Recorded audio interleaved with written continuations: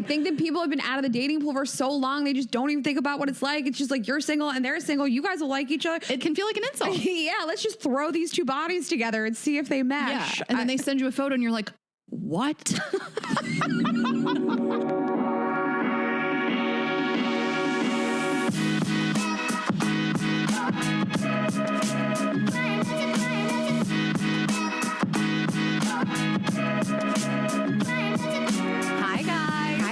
Welcome back to another episode of Girls Gotta Eat. Welcome back. Coming to you from California, from the Pendry in San Diego. What is it? No, what is it? San Diego. No.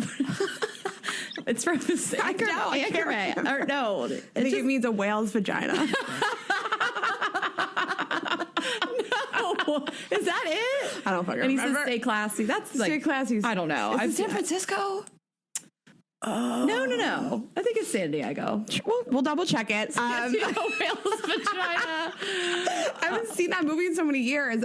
We are a Pendry family now. We live in the Pendry Hotel. We'll get to it, but I haven't slept in not a Pendry in a lot of nights now at this point. We are in California. We're just like so happy over the moon doing shows. We'll tell you all about it. Okay, so a couple housekeeping things. We're going to get right back into the California and the live shows, even though that one girl literally doesn't care. Last week was a lot about the live shows at the beginning. Even I was like, this is a lot. And I just, she runs through my head constantly. And I just, thank you. She lives there rent free every day. Did you hear it? In the best way. I really don't care. Just making me do the most.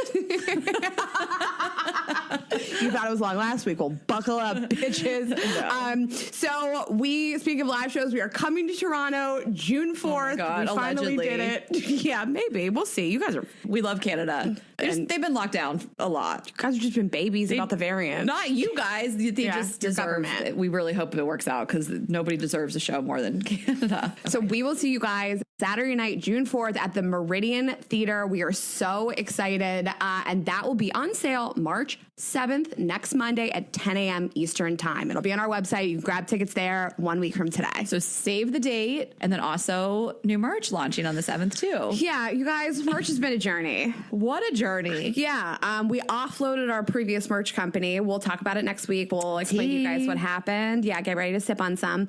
And hyping. Hot. But Ashley and I and Bella have been working really hard on new merch. No, Rita and Bella. I am so removed from the merch. I do the live shows. Ashley tells me what she likes. She's a part of it. And then Bella keeps us cool. I know. Yeah. I'm always like, Bella, is this cool? And our designer, Alyssa. So it is a women-run, women-owned company finally again. It's just ours. So we'll be relaunching next week unless, I don't know, something terrible happens. But we're very excited to get you some really cool new stuff and eliminate the mistakes. Yeah, and get it done right. Take back control. Yeah. So yeah, you guys were in California. We had we talked a little bit last week, like in advance of the LA and San Francisco shows, but they were wonderful. Again, we had the Rams cheerleaders straight from the Super Bowl at the LA show, and then we had the Warriors dance team in San Francisco, who are just like our besties. They were so fun. I miss them. I love them. They opened the show. They are so incredible. We had them come back afterwards. We were like, come eat the charcuterie. We had just had like an after so party. much charcuterie and cookies and food just everywhere. The stripper tried to steal the bottle of tequila. Ashley had to chase him down. I did not like it. Ashley really didn't like it. He grabbed our giant bottle of Casamigos, was just pouring himself shots, holding the bottle like he owned it. I was like, excuse me, sir. And he wasn't even the best stripper we've had this week, okay? Because the guy in LA put me in an upside down 69 standing up. Yeah. So no, it was really wonderful. We love being here and escaping the cold and just had incredible shows. So of course, just want to shout them out. All the people that came, we love you guys and had such a blast. And tonight, as we record, will be San Diego, and Whale's Vagina. And we're so, is that even it? I don't know. And we're just so excited. We love the city too. So we're sure it will be amazing. Yeah. And if anything insane happens, we'll discuss it next week. But we know some of you guys literally don't care. So So we will actually double down.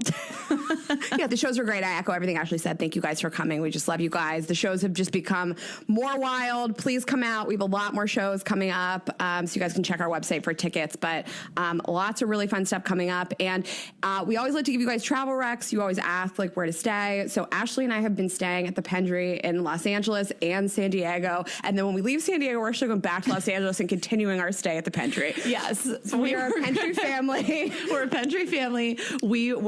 I was going to come back to LA. I'd always planned to come back to LA, and I was going to stay at Kate's house. And I was like, would you care if I just stay here? I just love it here so much. I just feel so at home. Like, I love a hotel life. Yes. The gym is amazing. So you know, I care about the gym. Raina cares about the room service. And the spa. And we both love the spa. That's where we meet in the middle. So they do have a Peloton and a little yoga room and a steam room. For me, it's about like the location and the amenities. So like the location of both are fantastic. If you're coming to LA, the Pendry is in West Hollywood. It's directly across the street from the Comedy Store. So tons to do around here. Great place to walk around, get breakfast. All the food here is great. We've been working on the roof, which we really love. Yeah. Pool's great. And in San Diego, the bar and the restaurant are just like so beautiful inside the Pendry. I'm crazy about the food. The location's perfect if you guys are going to San Diego and you just want to be like really, really in the heart of everything. Yeah. It's perfect. And then we're just obsessed with the design in general. And the rooms are gorgeous. Yes. Oh my gosh. I love them so much. Just looking around like, how can I copy this from my home? Crushing the mini bar. So listen, can I talk about something that happened?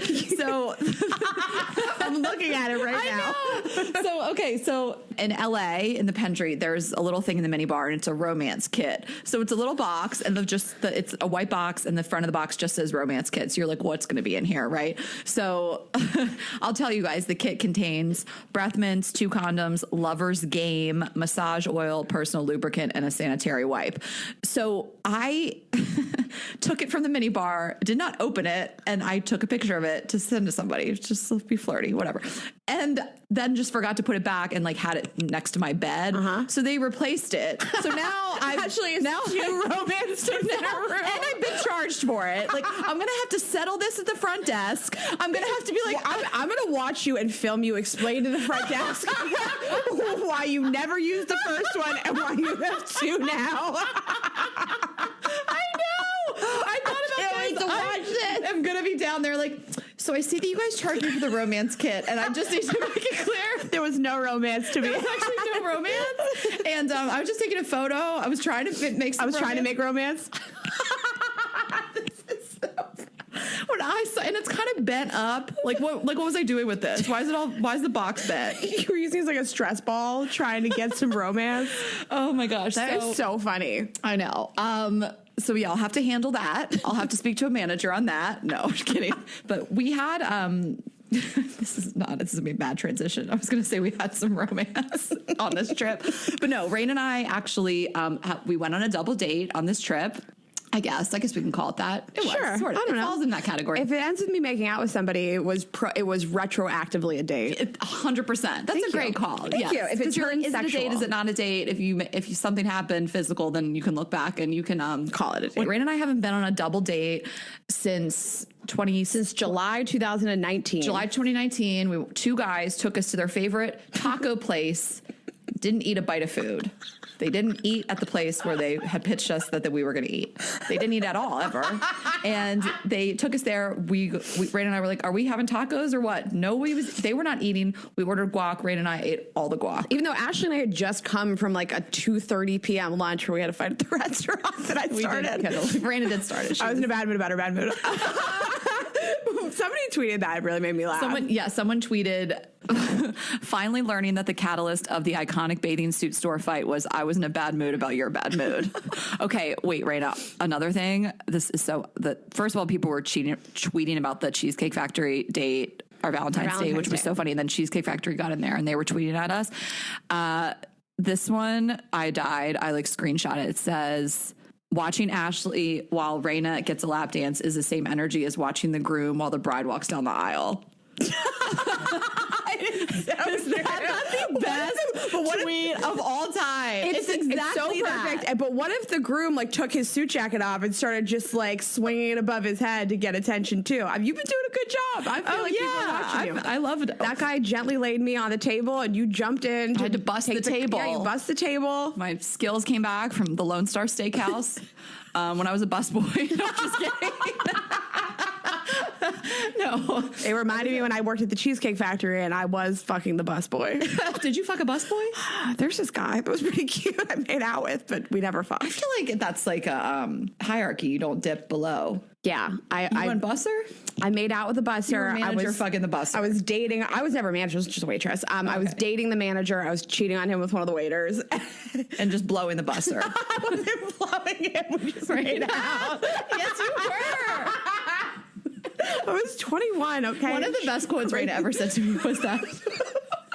This like one ever like sucked up a buzzer the summers between college.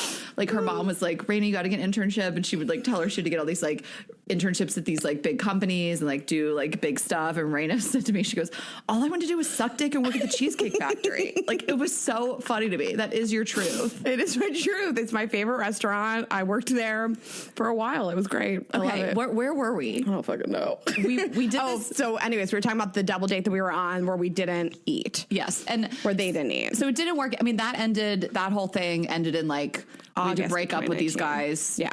Like a week apart. He broke up with me. Yeah, I guess. Yeah. It's like a mutual thing. So then I had to break up with the other guy because we have to do everything together. We have to stay aligned as a family. Yes, we do. So to catch you guys up, how we like met these guys. Back to the double date. Yes, back to the double date. Without like, we met the old fashioned way. We met on the internet. I feel like that is the new thing of how'd you guys meet on the internet, like in the DMs or, whatever. It was funny because I was like telling my brother like what I was doing that night, and he's like, what are you doing? And I was explaining to him I met this guy on the internet. And like, I feel like even 5 or 6 years ago, like your protective brother would be like, what do you mean you met a person on the internet? Yeah. And my brother was like, that's cool. Like have fun tonight. Like no one blinks. So anyways. But it's also like, okay, when you, it's more so like in the DMs or whatever, but like when you say on the internet, you almost picture like in a chat room. Like it feels very like creepy, but we know that's not what it means. Yeah. We both had screen names. Met them in my phone. They live in my phone. Yeah. He lived in my phone. I met him on the internet, and we were going out to San Francisco. So I just said, why don't you come to the show? And he asked if we wanted to hang out the night before. And so I said, do you have any tall single friends? And so I said, lo and behold, I set Ashley up. Was like the episode today. Like the episode. Yes, so I'm a matchmaker.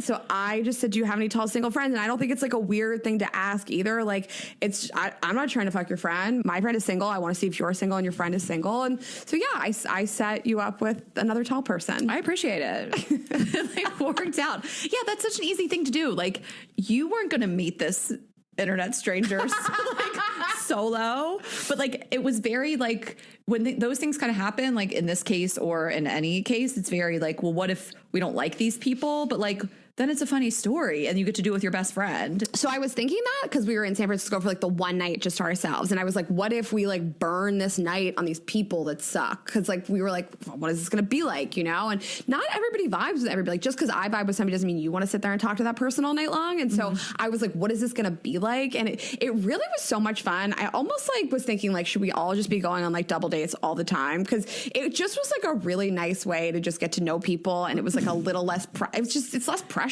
I know, but also I didn't know if it was going to be a date or not. It was just an internet person that I was meeting. Also, like, again, if it goes badly, like, we have laughs forever. Like, the guys that didn't eat, we're still using that material. Years later, I have a bit about it. It's a whole thing. And, regardless, we had a great meal. Like, we ate at this place in San Francisco called Che Fico. I don't know. Is it, like, the credit score, or is it, like, I don't know. FICO score. I mean, right. We also picked a place that we liked. So we were like, we're going to pick a place that we're going to enjoy no matter what. They can come. Yes. And we're going to enjoy each other and this meal. And maybe they're fun, maybe they're not. Regardless, great story. Yes. Okay. So, yes, we went to this place. I kept calling it Che Diaz. So I'm just going to go with Che Diaz. We went to Che Diaz in San Francisco and we had a great time. And the funniest thing was like the next day we hung out with these two guys like separately and could not have more different days. Yeah, my day was the most made. I mean, we walked around in that like the Haight-Ashbury area, where like thrift stores are. We had like a really like casual Mediterranean, just like tons of hummus lunch, and then got tattoos, and it was great. A lot of walking. I'm a big walker. Yeah. And tattoos. It's my kind of vibe. We got tattoos. It was great. I got a pair of boobs tattooed on my arm. He paid for it. I've asked him to pay him back like 3 times. He has not acknowledged it, so I'm not paying him back. He bought you a tattoo. He bought me a tattoo. Bought me a tattoo of boobs on my right arm. He wants you to remember him every time he looks at it. It's like a trick. Damn it. Every time I look at my boobs. You gotta send him a check. I'll buy him a tattoo this week. Yeah, and then I went on a ferry to Sausalito and had like lunch on the water. Just different vibes. Very different vibes. Ashley went fancy. I was on fancy, a boat classy. to Sausalito. Yeah. And I was sitting in a tattoo parlor for 3 hours. Literally sat there for 3 hours. Ashley stayed classy. Keep it classy, San Diego. So that was fun. And we love to meet guys on the road. Never in New York. Only on the road. God, I'm just like dreading it already. What? Going back to New York? To like the garbage of New York, both the streets and the dating scene. Let's just stay. All right. There are residences at the Pendry, so I feel like it's just calling my name. I've been looking at them because I think I want to stay here. Also, I extended the trip as well. Like I was going to fly back to New York after we leave San Diego with Bella, and instead I live here now. So we're going to drive back and spend the weekend here, which I'm very excited about.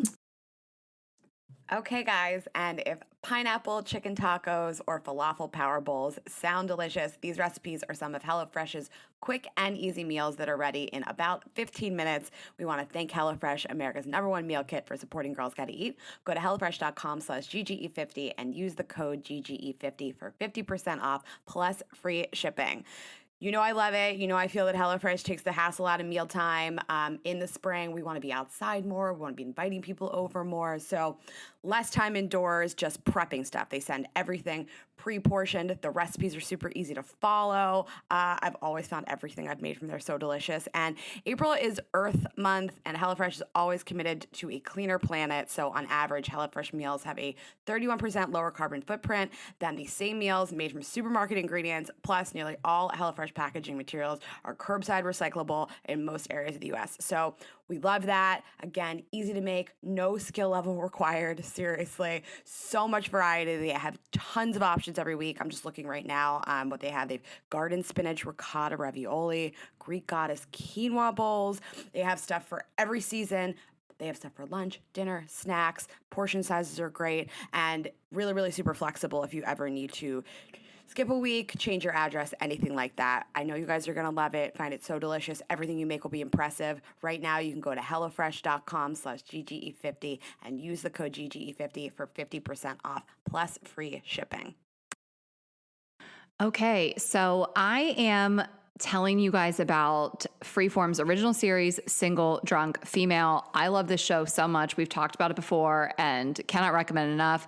Girls Gotta Eat is sponsored by Single Drunk Female, and I'm going to tell you guys a little bit about it. So Samantha Fink, that is our main character energy, started from rock bottom. Now she's here somewhere in the middle-ish.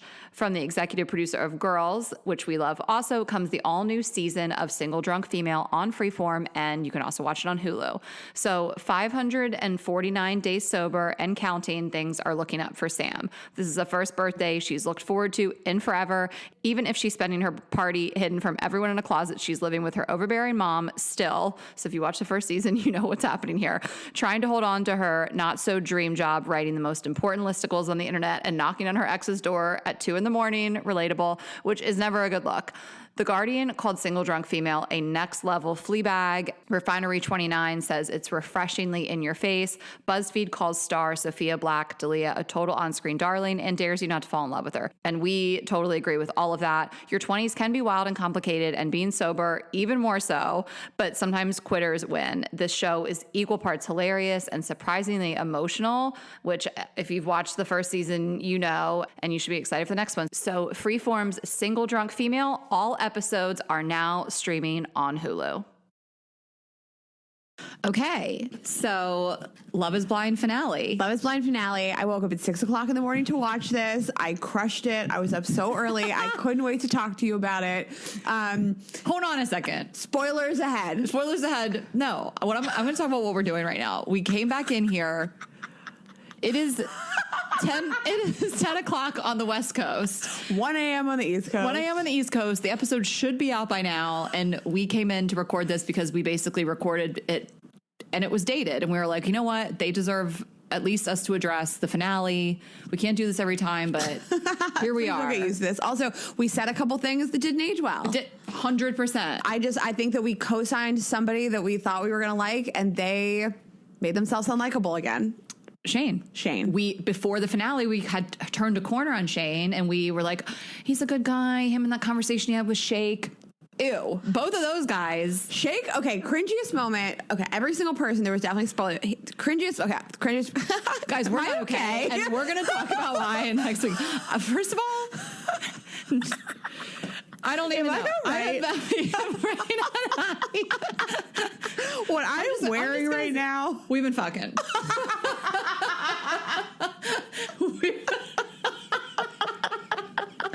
What's this intro? It's chaos. We're going to be walking bow-legged through LAX tomorrow. Through the airport, at least we're in this together. Our vaginas are in this together. Solidarity.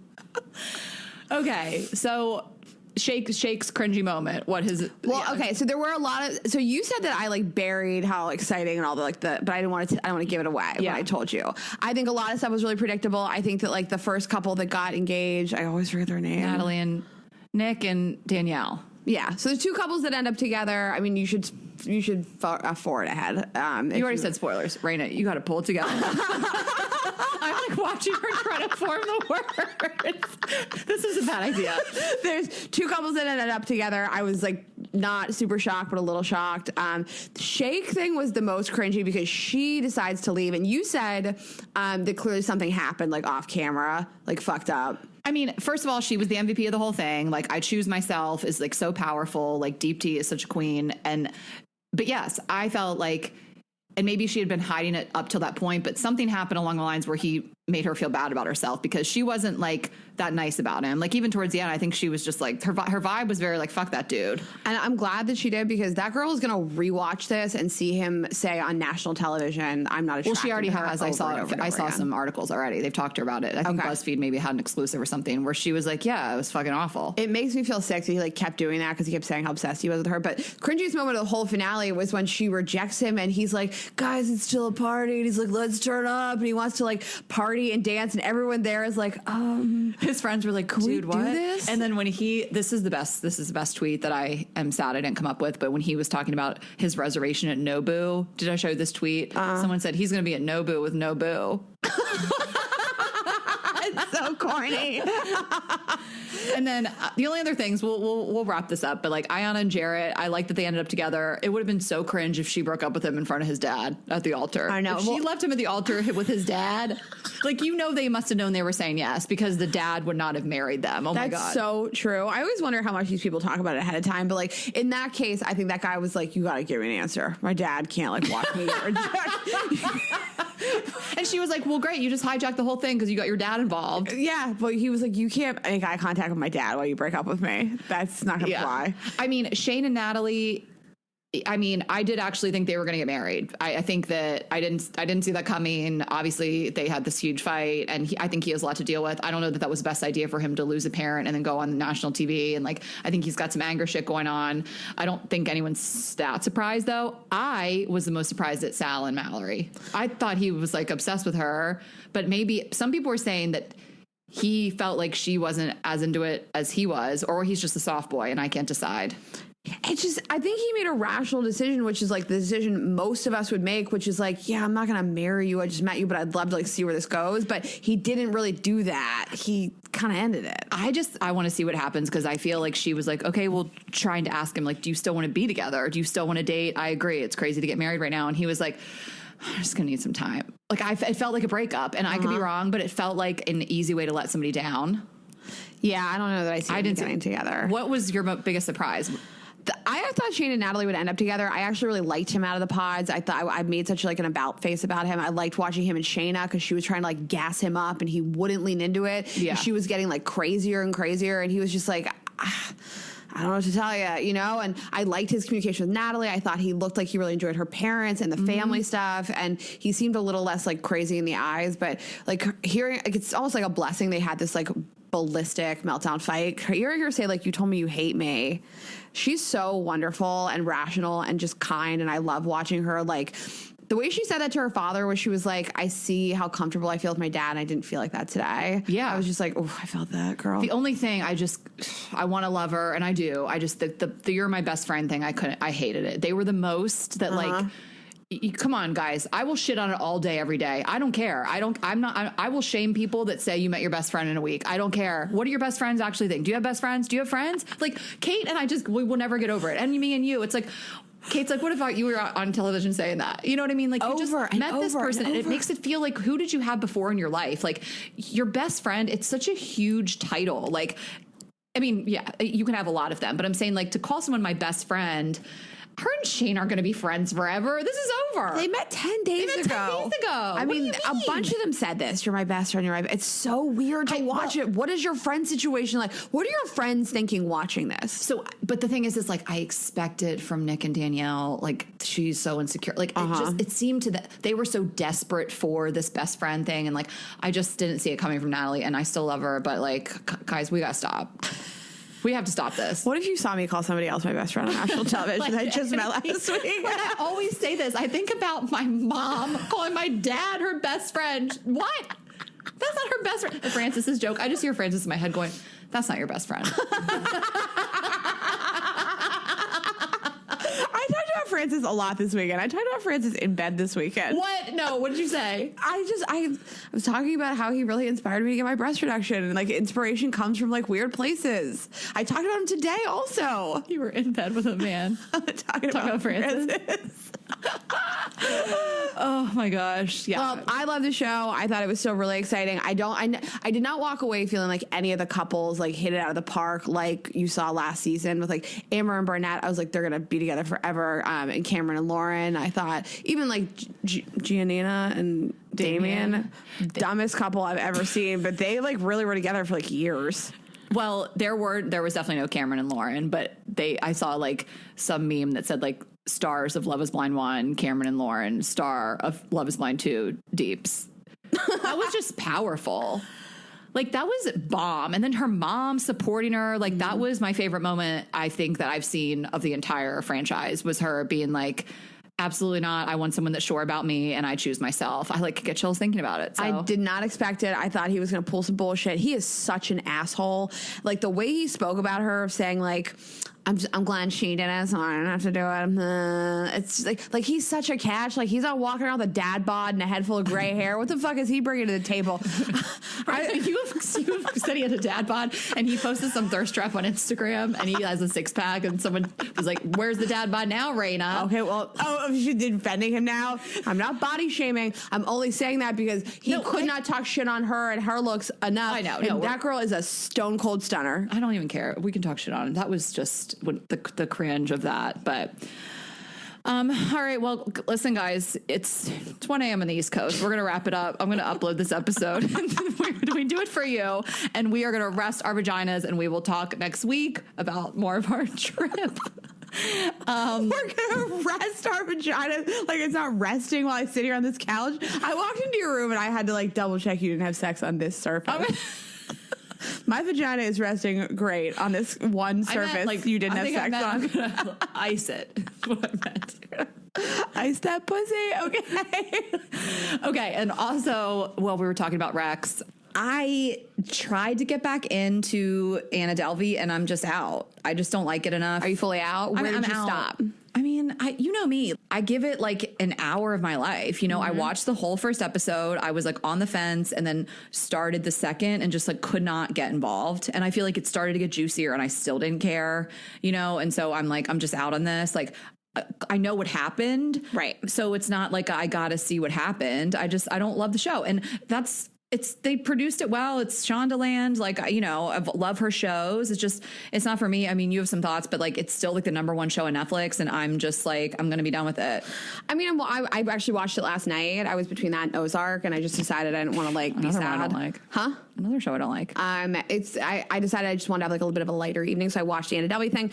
I am enjoying it more as the show goes on. I actually really hated the first 2 episodes. I don't understand why we're focusing on this reporter. I think it's like a stupid storyline. I don't care about it. Like, this story was so fascinating. What I don't like is a reimagination of facts to the point where like the story just isn't true anymore. I find it really weird and it's not fun for me. And I'd rather just like watch somebody be like, this is based on something else. This isn't the real story. Because there's so many aspects of this that just never happened and weren't true. And to me, that just sort of like nullifies me wanting to watch it. But I am enjoying it a little bit more. There's some stuff like later on where they go to Morocco and like storylines that actually were true if you read the story. So I don't know. It's not a must watch for me. I know. And it's still just like number one, like at the top of the charts. Usama is in it. If you guys didn't know this, spoiler alert, Usama Siddiqui, who is been on the show and he was in And Just Like That. And now he's in this. He's really doing it. And I have to tell you, you knew this, but I have to tell the audience, he had posted this clip. I'm like, he was just like, white women are out of control. Like in terms of like hitting on him, coming up to him, or just like aggressively. We knew that. This girl like grabbed his ass or something, not consensually. And I wrote like, I will fight this woman with a knife emoji in the comments. And Instagram took it down. They gave me a warning. I think I'm shadow banned. I was like, all to prove my love for Usama. I am shadow banned as well, so I feel your pain. I'm just being funny. I know, but I all guess the terrible stuff on the internet, like this is a joke. And then I sent it to him. I'm like, this is what I get for trying to like, you know, stand up for my man. And he was like, don't lose that blue check mark for me, baby. Because you guys are gonna be a blue check mark couple. Blue check marks only. I gotta tell you, this is so funny. So I am shadow banned currently because I am because I put up that photo of my boobs that were covered with emojis, giant emojis. Though, that was like weeks ago. So you know how I know I'm still shadow banned because there's one other Raina Greenberg. She lives in New York. We're friends. There's only one other Raina Greenberg in the United States, maybe in the whole world, probably. She has the handle at Raina Greenberg. I have the handle at Raina.Greenberg, and tons of people have been DMing her and tagging her in Instagram stories. She keeps sending them to me. Like this girl at the show, like in San Francisco, DM'd her and was like, I've been looking at your legs all night. I'm usually into guys, but like, would you want to like hook up later, basically? And she like, she just laughs. She like sends me all these DMs. She's like married. She's a mother of 2. Yeah. So she's been getting tagged and DM'd like crazy because I think people go to look me up and they can't find me. They find your stories are still coming up, like right. Stories at the top. come up. Yeah. Well, what does it mean? You can't search. It means for if you search for somebody, it won't come up. I mean, I don't know how it works because I can still search for me for my Finsta. So I didn't think that you were, but I guess you technically were. I mean, I think I got shadow banned after that. Like my story views like drastically dropped. So I'm like, God damn it, Usama, getting me in trouble. No, my stories are fine. People can still see your feed posts, but the other at Raina Greenberg, no blue check mark, is getting tagged like crazy. That is so funny that she would get like some of these crazy DMs and she'd be like, what the fuck? She's cool. She's our age. Oh, no, she's great. Yeah. We had a call with her recently. Yeah. It's so weird to be on a call with her. And it's like, hi, I'm Raina Greenberg. Hi, I'm Raina Greenberg. I mean, what are the odds there's another Raina There's Greenberg? another Ashley on that call. Yes, there's 2 Ashleys, 2 Rainas. 2 Rainas. Oh my gosh. But that was, you know what? Okay. I was debating whether to announce this. I don't know. It's controversial and what's happening? I just feel like we have to get it out there, Raina. I feel like we have to come out as people who don't like Euphoria. Oh, guys, you weren't going to talk about it. I didn't know. Listen, I might cut this. No, I mean, don't leave it. No, I think people want to know, like, listen, where we stand. Where we stand. It is like the most popular show. Yes. I respect the show. I like Zendaya so much. I think the show is wonderfully produced. The music obsessed is with Sydney fire. Sweeney. Couldn't be more obsessed with her. The acting is incredible. The writing is incredible. The music is incredible. Rain and I both just really don't. We have different TV tastes on some levels, but we both just don't really like stuff that's like that unsettling and like dark and disturbing. So I like heavier stuff. I like stuff that's like emotional and like has really deep storylines and tugs at your heartstrings and all that stuff. But like, I also really love feel good stuff, funny stuff. This is just a little too dark for me. And I feel disturbed watching it and I feel anxious and restless and I don't really like it. And I read an article on like why people watch it. They watch it and like it's called doom watching, like the same as like doom scrolling. And like it does kind of play into your own anxieties and fears and like dark side of yourself. And it's just like zero shade. It's everybody is so different in like their TV taste. Like this is also, I didn't like Squid Game, and I was like, this is the most popular show in the world. And it just was, I didn't like it. It made me feel bad. It was just like so much murder, and like, it was really dark, and it's just honestly disturbing is like the word I consistently use. And that's just me, you know, I just don't, it's not for me, but like I can appreciate it on like so many different levels. Yeah, I mean, for me, like if something's not educational, like a documentary series, if it doesn't make me happy, doesn't make me laugh, I don't think that the storylines. I love a deep, really intricate, moving, heartfelt storyline. I don't want to watch it. It makes me feel bad. I feel anxious when I watch it. That's why I didn't watch Squid Game either. I feel like I'm like so outside of like. I don't understand any of the memes, and I feel sad that I'm not part of like the Euphoria Society and the Squid Game Society. You know, I'm missing out on jokes, but it's just, I can't do it. I watched one episode. It was too heavy for me. I'm not one of those like, just push through the first 4 episodes. I'm not doing it. There's plenty of other television on television, guys, for me to watch. So I'm out on it. Yeah. I did 2 full episodes, like 2 full hours. And then I dove into the third, and then I just got kind of tired, and I was like, I think I'm out on this. Bella said the first season is darker, the second season isn't as much. So I was like, well, could I start the second season? And she was like, well, you might have questions. I was like, that's what you're here for. To answer my question. Bella keeps us cool. Yeah, I know. So I don't know. Maybe I'll just go in there, or maybe it'll just, she said it took her a while to get into it for the same reasons. And so, I mean, it's not bad. It's like well produced. It's like, again, the music just can't get enough of it, but then the music's playing while something really dark is happening. So I'm like, I don't know. Also, I tend to watch TV before I go to sleep, and I don't like that energy when I'm going to bed. Breaking Bad was hard for me to get into because it was like so intense in the beginning.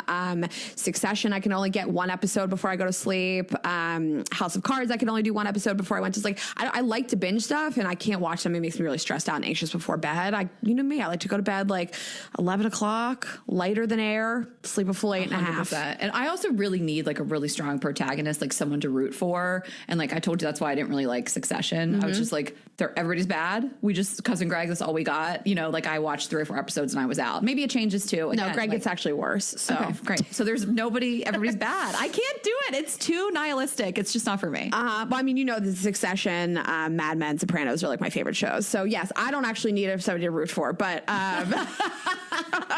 but there can be a what's it when it's like a good bad person. Tony Soprano and Don Draper are pretty terrible people. Oh, really? Tony Soprano, the head of the mafia? I don't know, but that doesn't. There's a word where it's like a bad guy you still root for. Yeah, I don't know what the word is. I know what you mean. I mean, that's exactly what those shows are. Like in Mad Men, you're like rooting that Don Draper like stops being such a piece of dog shit. Yeah, he gets the second wife, and you're like, he's gonna really do it, and then they're split up in like a season and a half. So yeah, those are our TV recs and our non-TV recs. Okay, I have a show rec for you guys, and you can binge it all now. How amazing does that sound? So this show, I laughed, I ugly cried, all the things. This is Tiny Beautiful Things, which is on Hulu. We are so honored that Girls Gotta Eat is sponsored by Hulu's Tiny Beautiful Things, and I'm going to tell you a little bit about it. So Claire is the main character. She's played by Emmy nominee Katherine Hahn, and she is a floundering writer who surprisingly becomes a revered advice columnist, all while her own life is falling apart. It is based on Cheryl Strayed's New York Times bestselling book. It's a new Hulu original series, and it really takes you on a raw and honest journey of self-discovery where the past is essential to understanding the present. So it really is filled with drama, revelations, laughs. It's really a beautiful story. And it is from the executive producers behind Little Fires Everywhere, The Morning Show, and Big Little Lies. So all bangers, you know it's going to be good. And it is a perfect reminder that broken is a beautiful place to start. It's deeply moving, and it's one that you don't want to miss. So binge it now. I know I did. I loved it so much. You can get all episodes now. All episodes of Tiny Beautiful Things are now streaming only on Hulu. So let's get into our topic for today. Setups. You guys ask all the time, can you do another episode about how to meet guys in the wild? We did this, 3.5 years ago? This great episode about how to meet guys in the wild. And I think we talk a lot on that episode and with other guests like Matthew Hussey about how to approach people in the wild. But that's really not everybody's jam. Like, I don't think most people love walking up to somebody at a bar, we've been in a pandemic for years. Like, who knows, like, how many bars you're even going to. So setups are something that, like, you specifically, like, feel really excited about recently.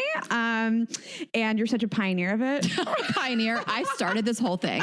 No, this is probably how they used to do it in the olden days. You just get set up. Your family sets you up, and then you trade land, and you get married. The setup is the original way. Family buys you from your family. Your dad gives you to another family.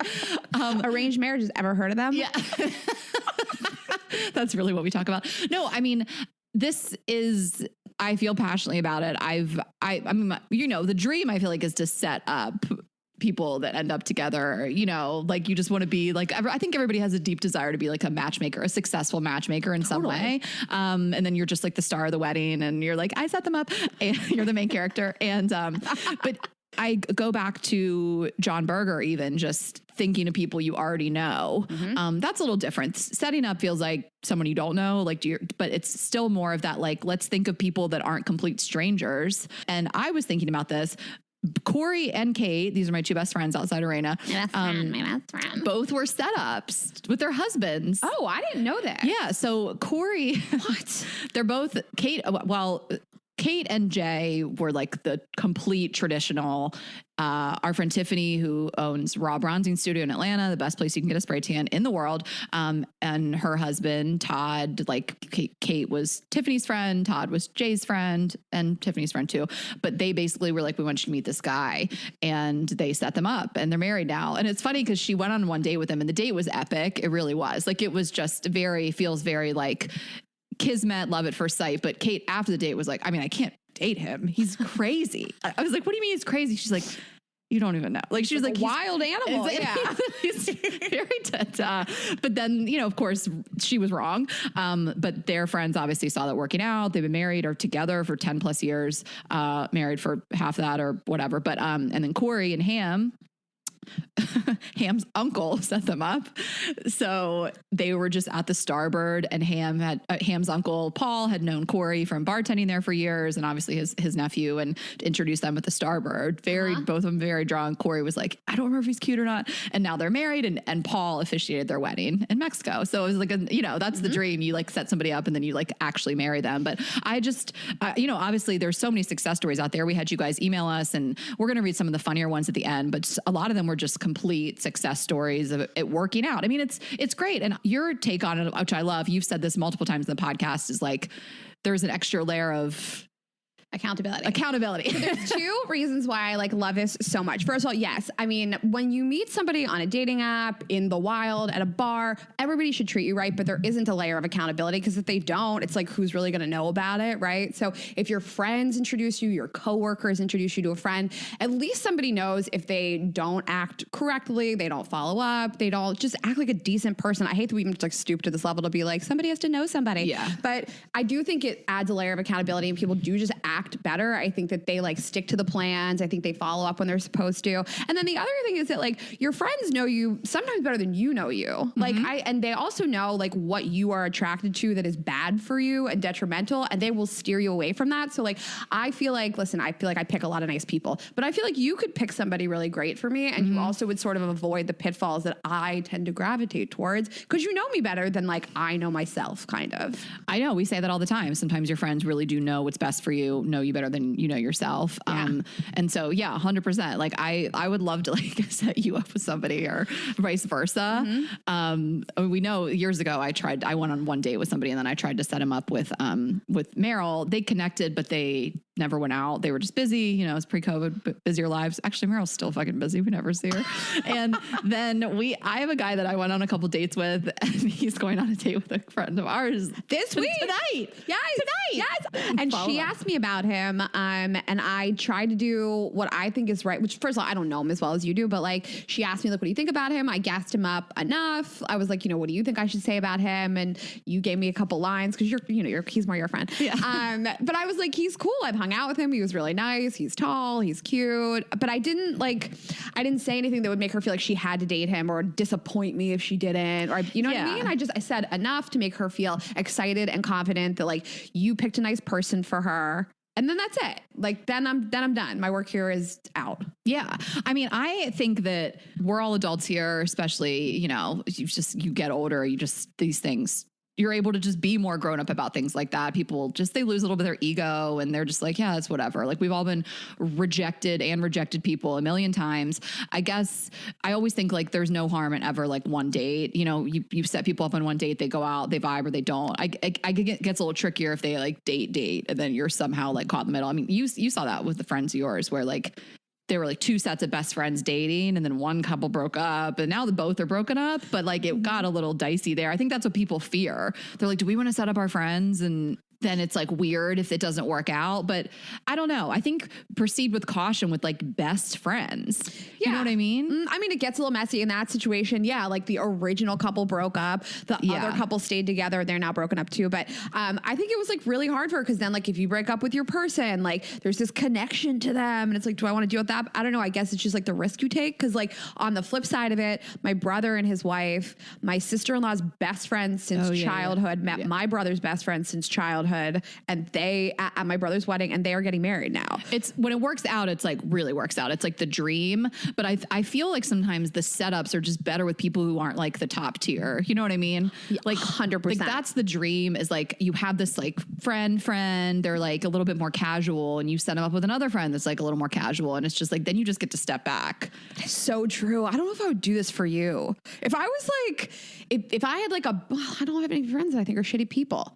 I don't know. Cause you're like my best friend in the world. I don't know what would happen if you and my other best friend in the world broke up. But then that's talking about it. You're talking from a single person standpoint, like your brother, like the couple, like they did it together. You know what I mean? I see what you're saying though. Like, I don't want to be on the hook to like, I don't want to watch the dissolution and like be in the middle of it. But I also think that then like, you know, you can get into like, what do boundaries look like? And like, how can I tell somebody I'm just like not comfortable with this? And it might be a little awkward for a little while. And listen, Nedra Tawwab is like, I take advice from her like every day and buy her book, read it. It's about boundaries. Like you have to learn how to draw boundaries. And if you really feel like somebody like that you set up broke up and they will not stop talking to you about it and you're like, I fucking love both of you, then just say that and be out. Yeah. So let's talk about it. I mean, I think that we're talking about this from two standpoints. Like you want to set somebody up or you want to be set up. So I have found that, especially in the recent years, like I have wanted to be set up. Like you guys know me, like, I will meet people in the wild when it happens. But I'm not crazy on the app. I'm not crazy about the apps either. So it feels like such a perfect thing for me. And I've just been like all about it. And I think that you have to let people know you're open to it. Like no one can read your mind. Like we're all selfish thinking about each other. You know what I mean? Like your friends aren't sitting around thinking like, I wonder what single friends of mine I can set up. Like you have to tell them, like no one's thinking about your singleness like you are, you know, like maybe we say it all the time. Like, no one thinks about you as much as you think about you. So I think just put it out there. Like say you're open to it. Like I met our friend, I met her fiance. I went to their house for dinner and I'd never met him before. And I really adored him. He's like 33. I thought he was like so cool. So when he was laughing a bunch of stuff I was saying. I could tell he liked me too. Well, she's also like so awesome. So of course she picked it. Yes, awesome like she found a good one in the garbage can of New York somehow. That's next week's episode. But like I said at the end when I left, I was like, let me know if you have any single friends. Like you got to assume that people's minds don't automatically go there, right? So just put it in their head. Like make a blanket statement to everybody you know. Like tell people you're open to being set up. And I think with guys, sometimes you need to be explicit. Like, and that guy's a casual person. I met him one night. That's the lowest tier of a person that I would know. Then you have like friends, not best friends. You can't go as hard on them, but like your best friends, I mean, this I even have with my brother, like you can tell them, and I'm kind of speaking to like a woman having guy friends and a brother, like you can be like, hey, I'm really serious about this. Like, do you know anybody that might be a fit for me? Like, wait, I want to go back to what you said before with, you casually mentioned it, that guy. How mmany times probably does a scenario like that happen? You meet a couple, you leave and they're like, John's single. I bet they would like really like each other. Yeah. And they never bring it up to you. Cause number one, I think like people can think it might be insulting for them to be like, you want me to set you up with this person? Cause like, it's like, you think I need your fucking help? You know what I mean? Like, I think not everybody thinks that you will be flattered by that. Right. Or they just say and go back to their lives because everybody's lives are more important to them. You know what I mean? Like, yes. It's good to remind somebody because like, I bet you walked out of there and like he probably said like my so-and-so friend would like her and then they never think about it again. Exactly. Or maybe I walked out and they were like, she was so not me, you know, I think I'm great, but like whoever it is, they're like, she was so funny. She was so great, yada, yada. And they never think like, you gotta say it. But I just think it's fine to put it out there. Like, this is a prime way people want to be set up. This is not taboo. Like, this isn't like some kink, you know, it's like we all, who doesn't want this? So, I mean, I had a situation like, again, this was with my brother where I don't need to get into all the details, but essentially he had to like put a little legwork into it. It wasn't like a close friend of his. It was kind of a friend of a friend. It's like, not whatever. Again, I know I'm not trying to be vague or mysterious, but I don't need to tell the whole story, but he said it in passing and then nothing really happened. And I was like, I actually do want to meet this. I want to be set up with this guy. So, you know, you're my brother. Can you facilitate this? And it took some text. It took some little work on his end that I felt comfortable asking him to do because it's my fucking brother. The same with like your best guy friend, your best girlfriend, whatever it may be. And he did it and we went out numerous times. I mean, it wasn't, you know, a love match, but it worked out. And he actually, the way we worked it out was that he came, again, this wouldn't necessarily work for everybody, but he came and met up with me and Matt and Matt's wife. And it worked out because like we had a familiarity. I'd met him one time briefly before and we had a great night, the four of us. Like, that's not always what you want to do. I don't think you necessarily want to put somebody in a double date situation. That can definitely be awkward, but that's like kind of what we had to do given me only being in town. But I just think there's nothing wrong with telling somebody like, I'm not just joking around. I'm actually very interested in this person. Can you set it up? I think it's great. I don't think anybody's going to think about you, like you said, as much as you think about you. So right. Like, they're just going to have the thought and go on about their day and you bring it up. And so many people are like, I did have that thought. You know what I mean? And also I don't think it's weird to like, a double date is a little formal, but like, I really love the idea that like my friends have sprinkled to me and to this single guy that like, I'm single and they're single. And I think you guys should like each other. I'm going to invite you guys both to a bar. Like, I love a group thing where somebody has like mentioned it. It's just, it feels like less pressure. And then like, if I end up hanging out with him and it's fun, great. If not, like whatever, like you can split off from the group. I don't want to like keep bringing up the like Dallas business card guy, but Dallas business card guy like was brought to there's this short zipper king and Dallas business card guy. He asked to be called that actually. The fact that you sent a text from him to me and my mom and it had the word fuck in it. I was like, oh my God. I mean, Cindy loves it, but yeah, I sending texts of you flirting with this guy to me and Cindy. I'm living for it. I did screech. I was like, it's just too far. But your mom brought up that she loved it. You talked about your bush last week. So yeah, I was like, whatever. My mom is cooler than us. Dallas business card guy was brought by a friend and then to our show. And then we ended up all going out and him and I like sat in a corner and like had our own little date that night by ourselves. I mean, we sat at a table like 10 people, but sat off to the side and it feels like it's not pressure. Cause like, then if I don't feel like talking to him, I'll just turn around, talk to other people. 100%. It feels great. To me, there's kind of like three different ways to go about this. I think that there is straight up like telling somebody. This happened with our agent, actually. He wanted to hook me up with a friend. This was pre-COVID. He was like... He's brokering sex for you. He was totally doing it. He was like, told both of us, like, I want you guys to meet. The guy texted me. And I feel like that might feel a little intimidating to some people. It's so normal to us. Like, I knew it was coming. He texted me. He was like, hey, I'm, so-and-so's friend. And we talked, but I was in Australia and then COVID hit. So we never got together. But like, there's that. There's the very explicit, like, here's her number, reach out. And they reach out. And then I love the more casual thing of, like you said, sprinkling it to both people, pitching it very casual. A guy friend of ours did this to me and we both were at a comedy show. He had said, like, I think you might like this guy. He'd probably said it to him too. Super casual, said it in passing, but that gets both of our wheels turning, like me and that guy.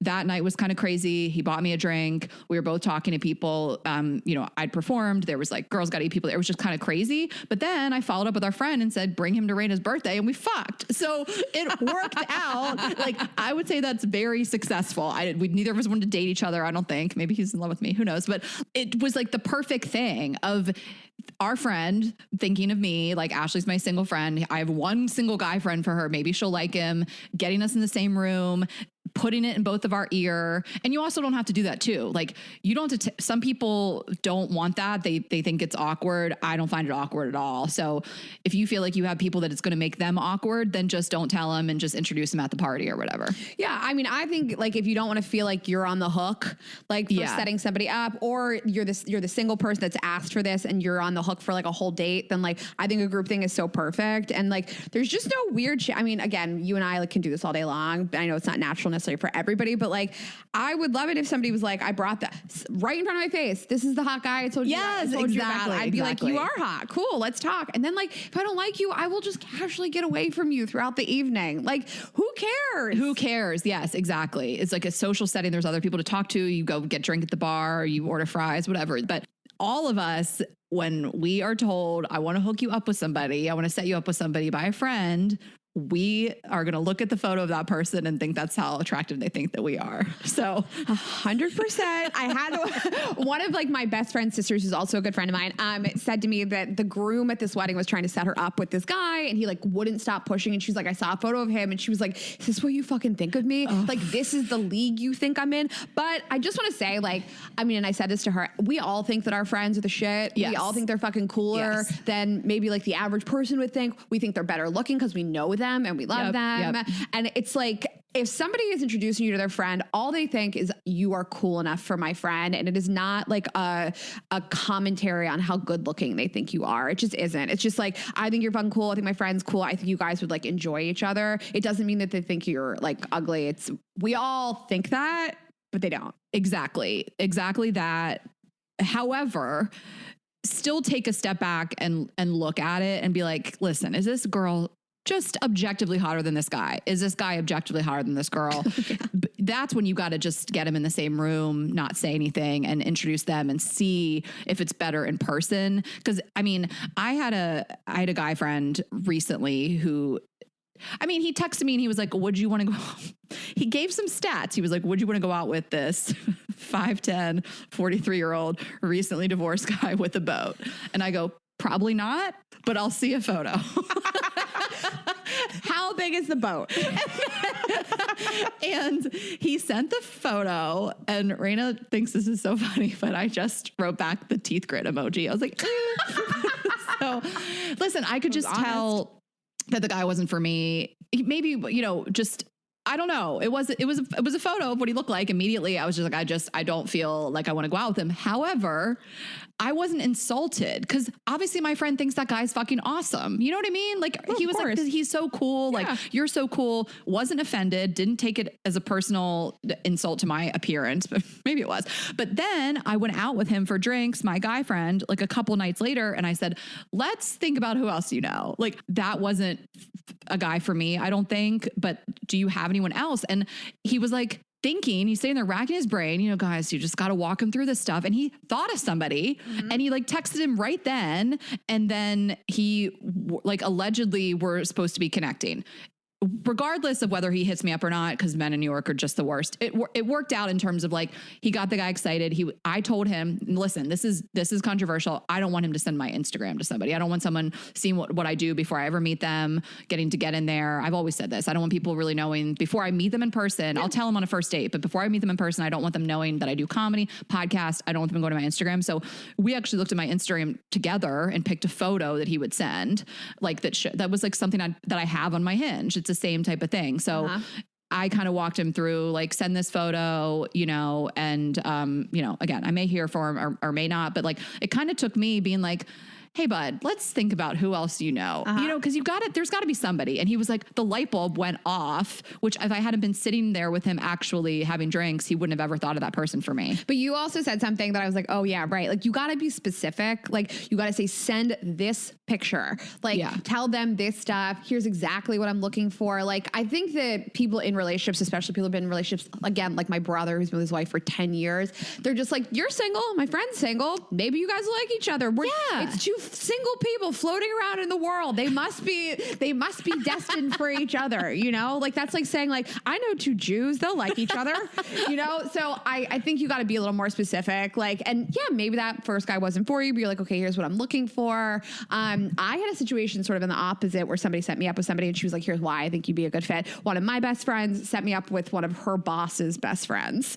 And it didn't work out in the long term, but it was very flattering. She was just like, he's super funny. He has his own business. He's like a good age. He's cute, whatever. He's like a great uncle to all the like kids. And I was like super flattered that her and him were both like, here's why I think you guys would like each other. Like it felt like they had thought through this and they were like, okay, you guys both own your own businesses. You're a good age match for each other. I did not set myself up for success on that date because, he is a nice person and a decent man, wanted to take me to dinner, and I should have been like, I don't want to do a dinner. Yeah. I don't love like a full blown sit down dinner. We went to this restaurant that is just like really big and crowded and busy. I feel like it personally, just for me, not everybody's the same. It put too much pressure on the date for me. Yeah. That I have to like get a table. There's like waiters back and forth, clearing the dishes, bring on the food. I'm eating in front of this person. We're splitting. I didn't enjoy it. That's not a knock to him. That's just personally for me. I don't enjoy it for a first date. So I did not set myself up for success. It felt like too much pressure. And I feel like if you feel a lot of pressure in these situations, go to a bar, sit at a bar that has snacks, you know? Well, 2 layers of pressure there, like pressure, you know, because these people set you up. This isn't like a stranger that you met on an app, on top of the pressure of like the setting. Well, that's what I mean. Like I felt pressure to initially say yes to dinner in general, because I felt like I want to be really nice, and he suggested this really nice place. But yeah, that the extra level of like, well, I want to treat this person well. Yeah, it was a lot of pressure on me. But I was flattered at least that these 2 people wanted to set us up. That was very nice. But I think, I mean, to go back to what you said, it is, and this is something that when we asked you guys for some do's and don'ts of setups, you said like, just don't assume that 2 single people are going to match. And it sometimes feels like that. You're like, that's almost how I don't know. I don't know why my friend that I just mentioned wanted to set me up with that guy. I feel like he knows me a little bit better. You know, like it felt like he was like, got a wild hair to set me up or something, and just thought of like sometimes it can feel so random. You're like, did you even consider either of us at all? Or are you just wanting to set someone up today? Did you just wake up and want to be a matchmaker? You know what I mean? I think that people have been out of the dating pool for so long, they just don't even think about what it's like. It's just like, you're single and they're single. You guys will like each other. It feels like an insult. It can feel like an insult. Yeah. Let's just throw these 2 bodies together and see if they match. Yeah. And then they send you a photo and you're like, what? Like they sent you like a LinkedIn. You're like, what? So I got set up. I was going to tell the story later, but I got set up for the wrong reasons a few years ago.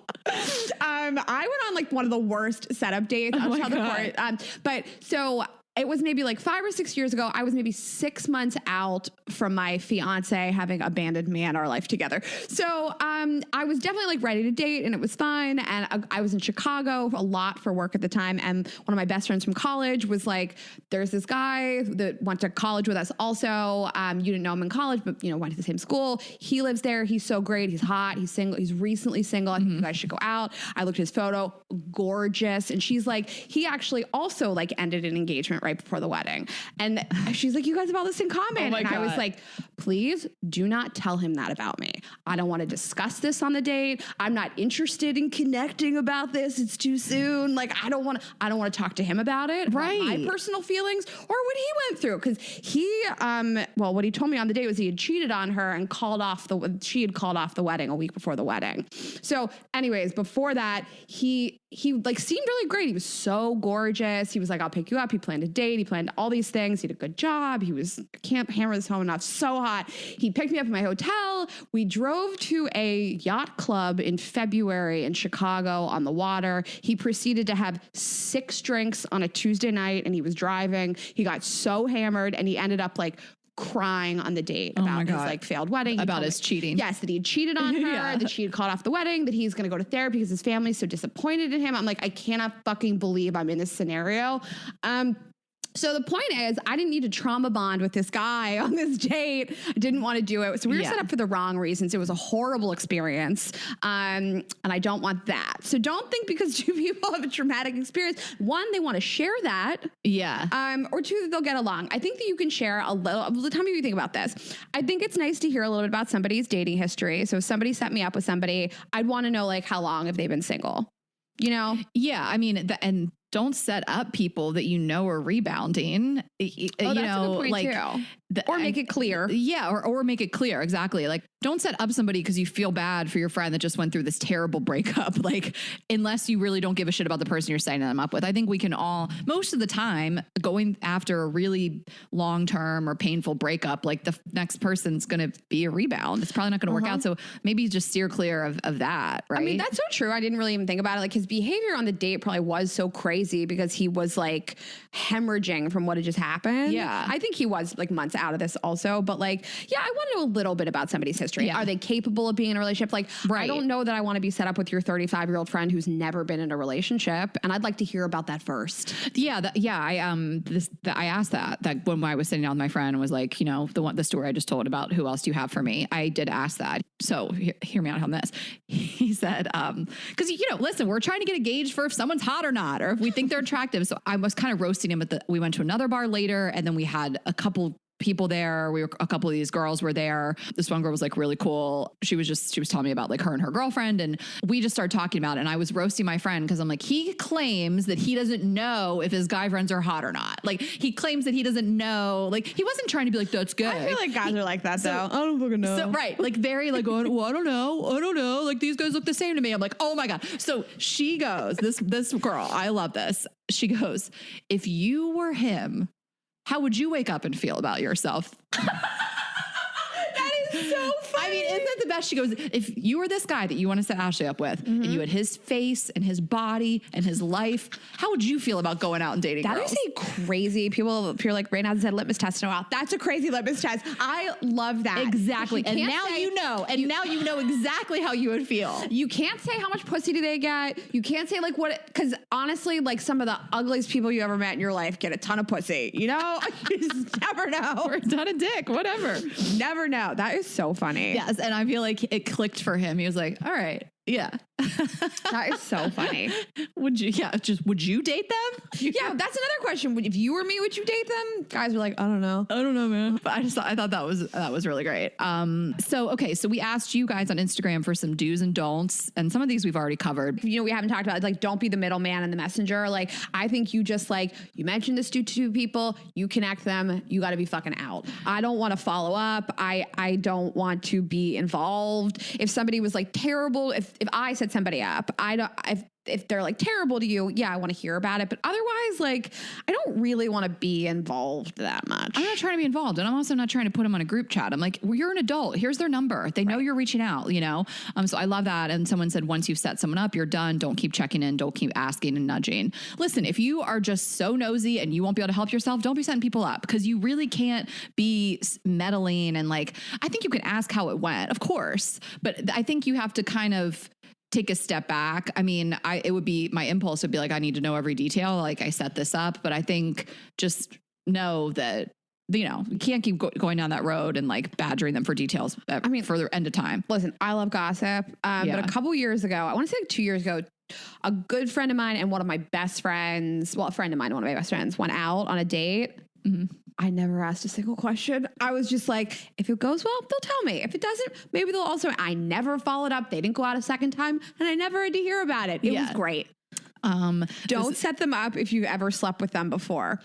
I guess it depends when you slept with the person, but like, yeah, yes, I agree. I don't know if you feel like there could be any tinge of jealousy. Yeah, obviously don't set a friend up with somebody you fucked.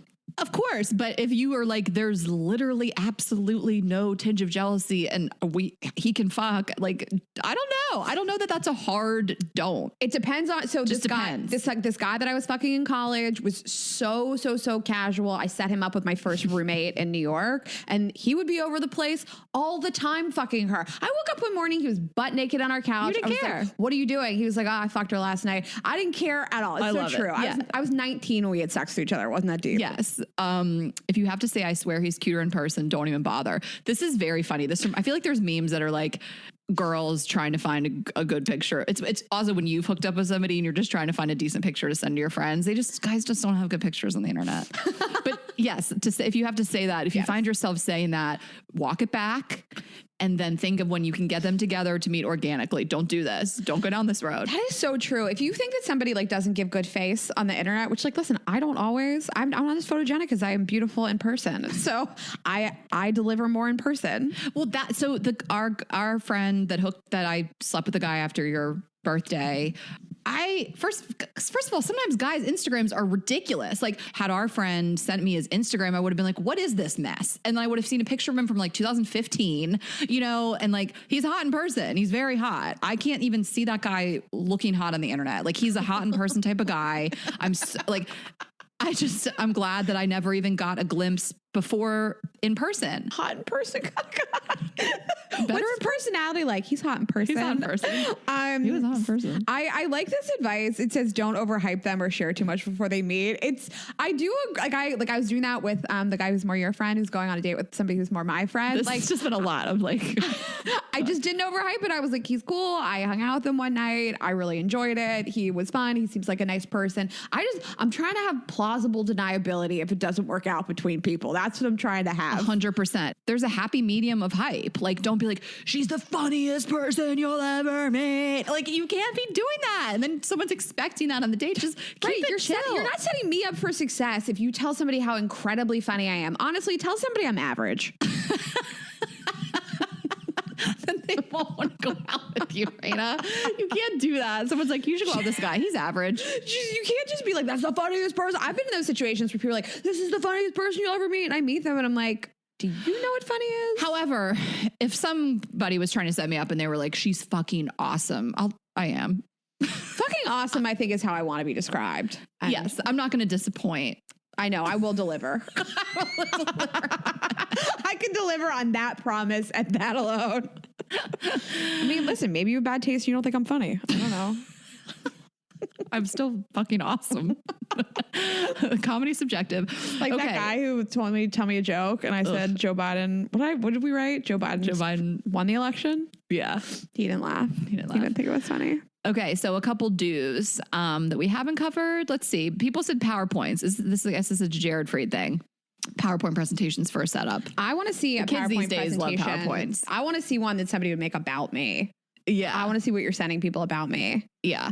I like this. Don't set your friend up with somebody you wouldn't even date yourself, which you kind of were saying before. Like, if you woke up as this person, how would you feel? Yeah. Well, but it's also, that's asking why. I mean, I have a super high standard of like somebody I think is funny, it's kind of like a number one thing. So I feel like there's people out there that like wouldn't hit my standard that are like great for people who don't care that much about that. You know what I mean? I think, like, just like anything else, I think there's things that other people care about that they wouldn't want that I would be fine with, or, I would identify the reason you wouldn't date them. Yes, so exactly. Like I have guy friends who I would introduce to my friends and say like, this is a fun, nice person, but I probably would lead with like a grain of salt, also being like, he hasn't had a relationship in 10 years. I'm just gonna be honest. I don't see him like settling down. If you want to have like a fun night with somebody, yeah, I think you'll enjoy him, but like, I wouldn't expect anything more. Cause like I have my girlfriend's back. I would never like lead them into a situation to be uncomfortable. I think that like, you got to be honest a little bit. Oh yeah. I mean, sometimes though, it's just like, we don't have a spark. I think that he is like this friend we're talking about that's going out with our friend. I think he is wonderful. I don't know. It just wasn't there for us. But that's not the reason the reason you wouldn't date him is not because he's like not a nice person or whatever. Not because he's not good looking, like has a good job, like none of that. It's just like, I don't know. Just wasn't there. So maybe it'll be there for you, Like I have a really good guy friend. If somebody said to me, would you date him? No, because there's no spark, but also like, I just don't see him like settling down ever. And I'd see him go through a million girls. And that's the reason. And if a friend of mine asked me, I would be honest. Right. Okay. And then make sure they're ready to be set up. Yeah. I mean, I think obviously ask for consent. You set people up. And I think that's it. I think everything else we pretty much covered. Should we read some of these emails? Yes. Oh my gosh. So you guys sent so many funny date stories, but also just like ways things worked out, ways to put yourself out there. They were so great. So the first one's really long, so Ashley can read it. Okay, I'll try to read. I didn't even want to do this one because it's so long, but listen, it made the cut. So, okay. So even the way she started, buckle up, bitch. I don't want to. It's too long. When people send emails like this, I'm like, this isn't going to be that good. This girl delivered. This is one of the few. This is rare. This is rare. This but is an guys, exception to the rule. Look at your phone, and if the email cannot fit on one screen, delete half of the email. We get it that long stories are great, and there's a bunch of detail, and you guys write these out, but just for time, brevity is key. So she says, "Hi, Ashley and Raina, buckle the fuck up because I do have a story for you. Let me set the scene. I was 18, a spring chicken, my boyfriend of 3 years, who graduated 21 years old because he got held back 3 times." That's a lot. So funny. So they broke up and she was devastated. My best friend set me up with a sexy ass man who was 19 and 6'5". He had the whole Jersey Shore look, which I was very into at the time. Weren't we all at one point? She gives him my number and we start texting. We decide to get together and go on a date. So he comes and picks me up at my childhood home. I need to know what kind of car. It couldn't have been a Saturn. It was a Subaru. Well, a Subaru's Not a too Subaru. Nice. Subaru's too nice. It's a Chevy Cavalier. That's what I drove. Again, they were hot. That's what you bought your kids. If you could sort of afford a car for your kid, that's what you got them. Maybe now let's get to the end of it and then we'll decide the car because it could have been a Mustang. Okay, I get in the car and he goes, "I need to make a quick stop before I take you out." We go to the local gas station, shout out to Cumberland Farms, where he proceeds to conduct a drug deal. To start a date that way. He gives the sketchy man who was definitely high an eighth of weed and pills. I was a stoner back in the day, so I didn't think much of it. When the deal was done, I turned to him and asked where we're going. I expected him to tell me we're going to the movie or dinner. I was wrong. He told me he bought us Molly, like the drug, and told me we would be rolling face at his friend's house. What? Instead of leaving the date, I politely declined the Molly. He goes, "No worries, I'll take your half," and takes all of it. I hadn't read this. So funny. "Don't worry, girl. I got you." Okay. I got you. We start driving. In what car? We got to know. It kicks in while we're on the highway. My life is flashing. This is scary, actually. My life is flashing before my eyes because he kept taking his hands off the wheel to touch my dress and feel my hair. Oh my God. I'm feeling uncomfortable. We get to his friend's house, which is basically a trap house located near a beach. Doesn't sound that bad. His friend, who was 24 and balding, pick a struggle, and his girlfriend were strung out on heroin when we got there. What is this story? They offered me some and I said, "No, thank you." The dude gives them Molly to wake them up and they're raging in no time. Is this real? I don't know. This is crazy. She's like, and then the cop showed up with the Narcan. Like, what is going on? Listen, she was young. This is crazy shit happens. My dude is still touching my hair while his friend's girlfriend makes me a peanut butter and jelly sandwich. I smoke a blunt because I'm uncomfy and I always brought my own weed at the time, so she had her own weed. His friend keeps hitting on me and tells me I have nice titties, to which his girlfriend agrees and asks to touch them. I say, "No, thank you." Again, just trying to be polite. My guy asks if we can go to the beach near his friend's house, and I say, "Fuck yeah," because the bald man and his girlfriend were creeping me out. We go to the beach and sit in the sand. At this point, the dude starts showing me pictures of his ex-girlfriend from her ballet recital that he saved from her Facebook page. He then starts to sob loudly on my shoulder, clinging to me for dear life while repeating her name over and over again. I was texting my friend the whole time that set us up and begged her to pick me up. She picks me up after the dude has been crying on my shoulder for 20 minutes. My dress was soaked with his tears. When she gets there, I bet he was all over her because he's on Molly. He just was like touching her. When she gets there, he grabs me and shoved his tongue so deep down my throat that I gag and tells me he had a wonderful night. Since I had low self-esteem, I went on one more date with him. Sentence is why this whole email made the cut. It is so funny. I saw him about 5 years ago at a bar. He grabbed my face with both hands and kissed both my cheeks and my forehead. I hope you guys love the story and read it. Trauma is the best comedy after all. I'm coming to your San Diego show. Oh my God. She's going to be there. I'm coming to your San Diego show and I'm literally so excited to see you both. I'm sorry for this long ass email. It took forever to write. I love that she was like, "I'm a bad writer." I'm kidding. I'm kidding. It took forever to write. Love you, bad bitches. Thanks for listening. Emily, we'll see you in San Diego. Thank you for that story. Emily, you are so funny. I love you. Oh my God. I mean, who didn't have bad self-esteem when they were 19? I made all kinds of like terrible decisions. Okay, this next girl, we love what this girl did. We cannot hype it enough. Okay, she said, "Hi, Ray and Ashley. I've learned that if you want your friends to set you up, you got to make it super clear. You also have to emphasize that you aren't looking to get it set up with any random single guy just because they're single, but that's another story. All it took was 3 glasses of wine, a Shutterfly coupon, and a little confidence, and I made myself a single gal holiday card this year. I included a good photo of me, my stats, and a poem. In the end, I really only sent it out for laughs, but I did get set up on some dates. So if you want to get it set up, make it known, embarrass yourself, do the thing. Here are the receipts." And she sent the card and it's fucking awesome. It's so cute. What a fun idea. She sent, do you want to read this poem? It's so crazy. Yeah. It's the month before Christmas and all through the house, holiday cards on display, every kind of pup and spouse, all of them lined up on the mantle with care. That's where this card goes, front and center, right there. While you host, you toast, celebrate and jingle. Friends say, "Who's that?" You'll say, "That's Bryna. She's single." Oh my God. I'll read one more line. She lives in LA. She's 5'2" and fun size. She's super indecisive, but she bakes and has blue eyes. What is this poem?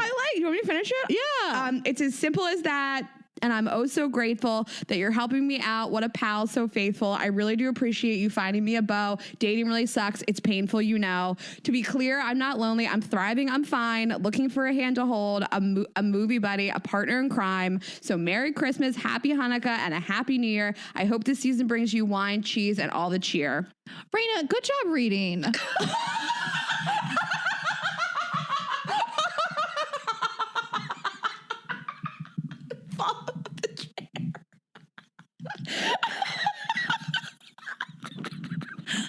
That was so genuine. That was so tender and genuine. She did great. Okay. I love that idea. She wrote, love brain, well, I thought she said her name. I said her name already, but resume available upon request is how she signed the poem. That's amazing. That is so funny. This is so fucking badass and funny. And she's just like, "You want to put people's dumb kids and their pets on the mantle? Put my single card and my resume on the mantle." Raina really said pets. You hit it hard too. I said dumb kids and pets. There's a comma in between them. Okay. So the next one I'm going to read, we have a few of these moms getting involved. So I have to say, one night, Cindy Hesseltine came down to the beach. I think she came down with a couple other moms. Corey's mom.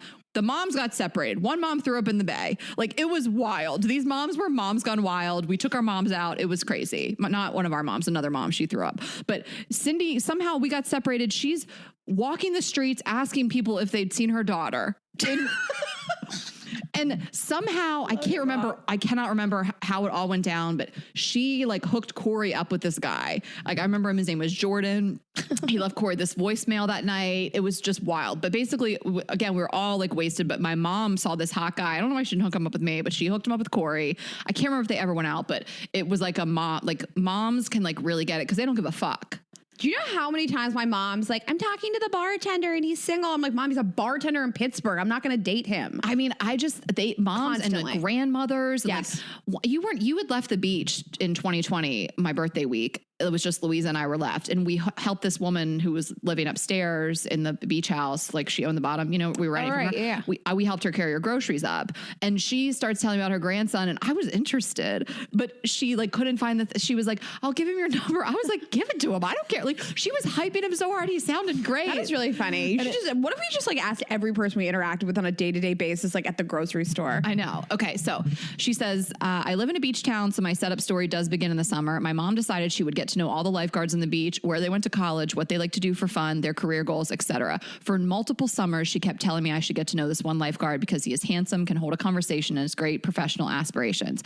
I kept saying thanks anyway, and I'm not interested because he would never talk to me. But if there is one thing I learned, moms do know best. Wink, wink. One spring night at a bar in town, I was out with her and a friend dancing to a band, and in comes the handsome lifeguard. She literally accosts him at the door and brings him to me saying, 'You remember my daughter, right?' I was absolutely mortified that my mom could be so bold, but to my surprise, he never left my side that night. We got to know each other and exchanged numbers. He was bold right back and asked me on a date a few days later. We have been dating for just 3 years now, and we live together in the same beach town." At the end, thanks, Mom. It is so sweet. I love that story. I love this story.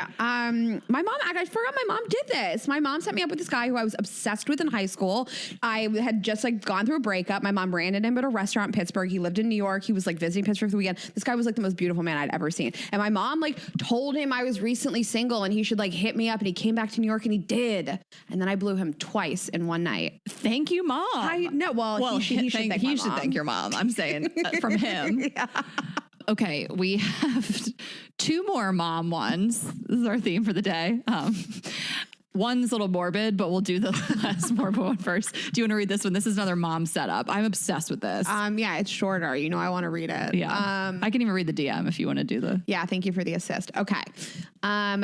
She said, my mom was listening to the local top 40 radio station during their morning talk show and heard a guest she convinced herself would be perfect for me. My age, lived in the same city, similar interests, etc. So she stalked him online, found his Twitter, and DM'd him asking if he would date her daughter. This is fucking crazy. She did ask for my permission, but I never thought she'd ever get an answer. What kind of psycho would answer that? So I let her go for it. We actually wound up meeting up and dating for months, but didn't work out in the end. Even though it didn't pan out, it gave me a truly amazing story that I will tell maybe everyone that I ever meet. Her original DM is attached. 1 for proof. 2, it just makes me laugh every time I see it. You guys give me life every week. I love her so much. Okay. This is so hysterical. So, okay, I'm going to read the DM. At first, I thought someone was on the radio as in like date this person. It wasn't. You know what I'm saying? Radios would do like search, like single guy in Atlanta. Like this was just like a person. This wasn't like a thing. This was just like me and you. Ashley. No, like because we got another radio one about that. That was kind of, it was great, but it was, we made this guy was not fishing for pussy. His mom literally, this was like me or you going to the radio to like promote our tour. And someone's mom is like, hey, I think, you know, this is insane. So here's the DM from the mom. Hi, blank. Heard you on blank radio station this morning and enjoyed hearing about your trip to Paris. I think you and my daughter should meet. She's beautiful, fun, and smart and lives in NYC, and she likes wine. What is a this my mom? DM? And then he goes, okay, so actually we have the red receipt on here. He read it at 6:57 p.m. and he responded at 8:12. So not too long. He only let an hour go by. He said, wow, you're a great mom. I feel like I need to meet her now because this is a great move on your part. The takeaway from this episode is have your mom hook you up. This is insane. I bet he thought it's so endearing. But also like what I would think if I was him was like, this is going to be the coolest mother-in-law. And she made a cool daughter. Like 100%. Yes, mom should be out here doing this. Do you know how in love I was with this guy in high school and I could just never get him? And my mom ran into him and I just ended up blowing him the next weekend because of my mom. I know. I'm trying to think if my mom ever helped me get me laid too. Like my mom was always... She's just, I think she helps me with like when guys I'm dating or meet her, they're like, hell yeah, that's the coolest. I just want to hang out with her. That's why I'm dating you. Okay, now this one is about a mom too, but it's fucked up. Okay. So she says, I work as a home hospice nurse, and earlier this week I went to a patient's home to pronounce someone that had passed. Her children were there and they were lovely. We had formed a good relationship and they were grieving appropriately. The son, is there an inappropriate way to grieve? Well, yeah. I think we'll get to that. The son stepped outside to make a phone call, and when he did, his sister handed me his number on a piece of paper and said, this is just me being the annoying older sister. I felt so uncomfortable because I literally just pronounced their mother dead not even an hour ago, and her lifeless body was in the next room over. Not even... I hate myself for laughing at this. Not even 15 feet away from us. About an hour goes by and the funeral home comes and they go to take the patient. And as I'm on the way out with the funeral home and their mother's dead body, the son handed me his business card and wrote his cell phone number on the back and said, in case I wanted to keep in touch. As if I didn't already have his personal cell number in the chart, but that's besides the point. I get in my car to go home and I called my best friend so I could have her stalk him online as I was driving. Turns out this man is 44 years old. I'm 26. I know everyone grieves differently, but this was a first for me at his mother's death pronouncement. I will not be reaching out, but you better believe I told every single person in my life who would listen because you can't make this shit up. LOL. I have attached photos so you know this is real. And it's a photo of the dead mother. I'm kidding. I'm kidding. We're also not laughing at the dead. I mean, come on. I mean, it is fucking bananas. I cannot pick my jaw up off the floor. He handed her his business card like across his mother's dead body. He's like, the game never sleeps. The sister. We asked for setup stories. She sent this in because the sister. This whole family is fucked. If you guys are listening, RIP to your mom, but you need help. Also, please DM us. It's the only time I've said that in 4 years. Right, I need to hear if from you guys are listening and you did this, we want to hear from you. We want to hear your side. If one of your parents died, honestly. Listen, maybe it's what their mom would have wanted. Maybe their mom was like, I want you to get married over my dead body. They were like, say no more. We took this literally. This is like, it was their mom's dying wish that this guy would get married. So she's just like, do whatever you got to do. the sister's like, she's already dead. What was I supposed to do? Life goes on. She's already dead. Okay, we just have one final one, and I like even top this. No, let's. You know what? I don't care about it. It's not as good, and I want to end on this note. Great. So that was it. Ended on death. Yeah, I want to kill this episode. Okay. Set your friends up if you are in a relationship, and if you are not in a relationship, ask your friends to set you up. That's your homework for this week. Yeah, we gave you guys all the tools, and of course, you guys can get tickets to shows we still have tickets left for at girlsgottaeatpodcast.com. You can follow us on Instagram at Girls Gotta Eat Podcast. I am Ash Hess. Raina is Raina.Greenberg. We are Girls_Gotta Eat on Twitter and TikTok coming soon. Yeah, we're on it. Allegedly. Have a good week, guys. Bye.